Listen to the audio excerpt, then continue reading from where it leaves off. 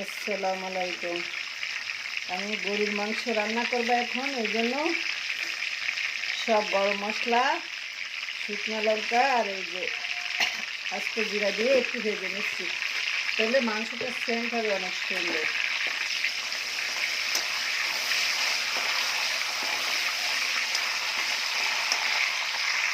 গরম মশলাটা ভালো মতো ভাজা হয়ে গেছে, এখন মশলা বাটা দিয়ে দেবো। পেঁয়াজ, রসুন, আদা, জিরা বাটা দিয়ে দেবো।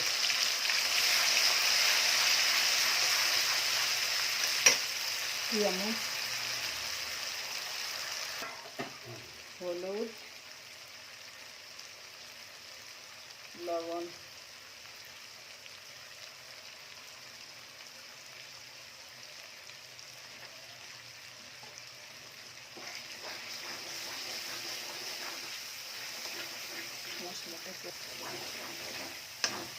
মশলাটা সুন্দর করে কষানো শেষ। এখন এই যে গরুর মাংসটা দিয়ে দেব।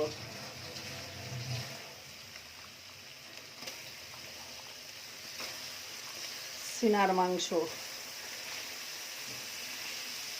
অনেক সুন্দর মাংস।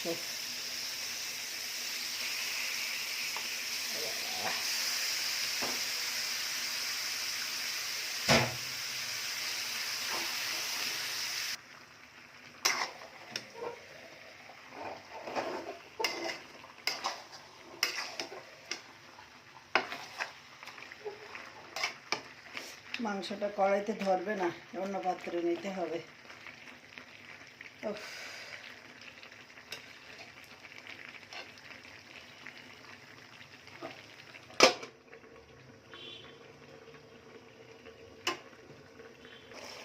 কড়াটা চেঞ্জ করে নিলাম, ওটাতে ধরবে না, এর জন্য হাঁড়িতে নিয়ে নিলাম।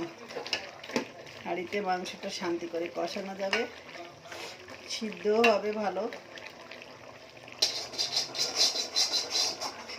আমাদের প্রেসার কুকারের মাংস পছন্দ না কারোর।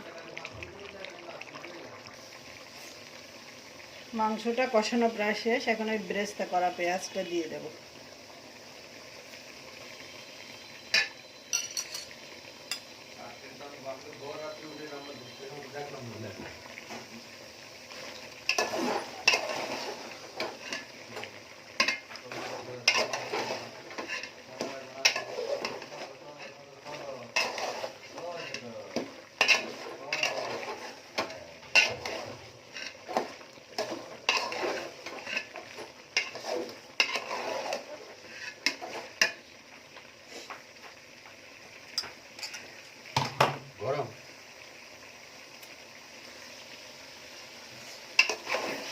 আলু আর রসুন দিয়ে দিয়েছি, আমি ভালো করে কষাই নেব।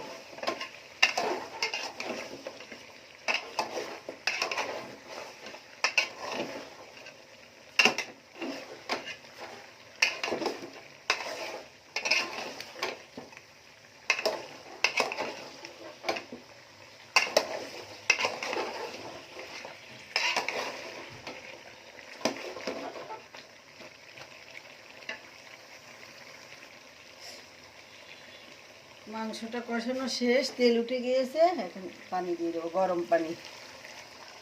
কড়াইতে গরম পানি করে রাখছিলাম সেটা।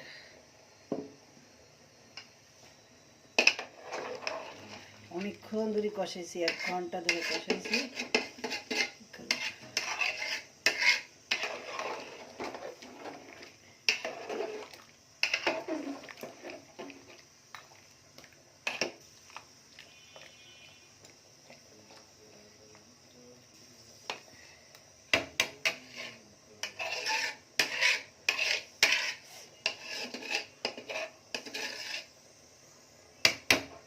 ফ্রেশ মাংস এখন জবাই করছে, এই জন্য এখন টাটকা টাটকা রান্না, একেবারে ফ্রেশ মাংস।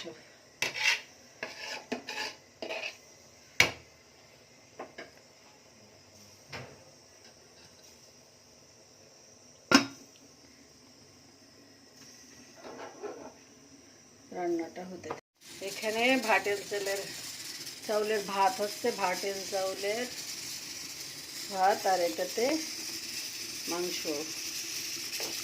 এই যে মাংস মাংসটার এই অবস্থা। গরুর মাংস ঠকবাক ঠকবাক ঠকবাক ঠকবাক করছে।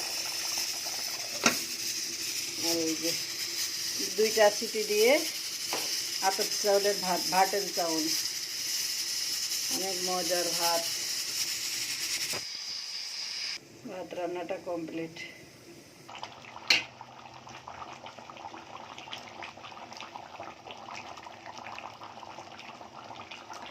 রান্না কমপ্লিট।